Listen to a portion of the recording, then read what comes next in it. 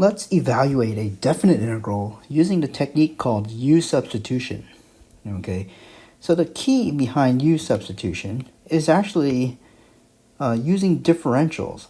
So recall that differentials look like, let's see, looks like something like this. dy, a small distance in the y direction, is actually equal to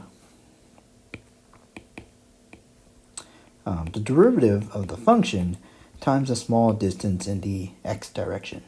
We're going to really take advantage of this when we perform U subs.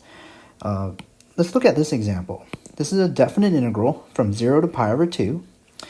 And we're trying to integrate over the function sine to the 4th power of x and then times cosine of x.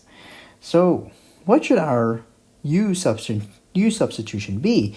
Well, I mean, you just sort of take stabs at it. You try to take the derivative of sine x and try to take the derivative of cosine x and see which one really works. After a couple of tries, hopefully you narrowed it down to what? You hopefully narrowed it down to let u equal, let's try sine x. And now we're going to write this new equation in terms of its differentials.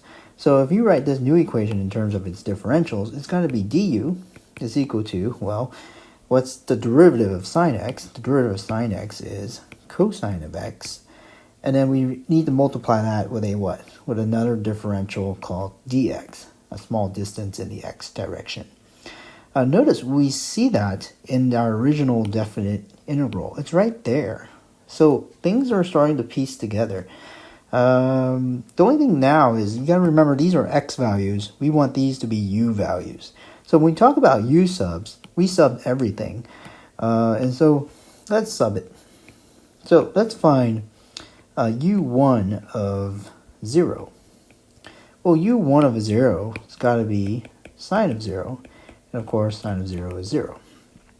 And then we just got to find u sub 2 of pi over 2. And that is going to get us what?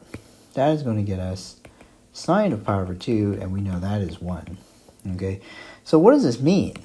Well, when you do the u sub, everything gets substituted. So this is now the integral from 0 to 1. And now this is u to the 4th power. And cosine x dx is just du. And so this is actually what? Fairly easy to integrate. U to the 5th and evaluate this from 0 to 1. So that means we have 1/5. Right? And there you go. This evaluates the integral using the technique called U substitution.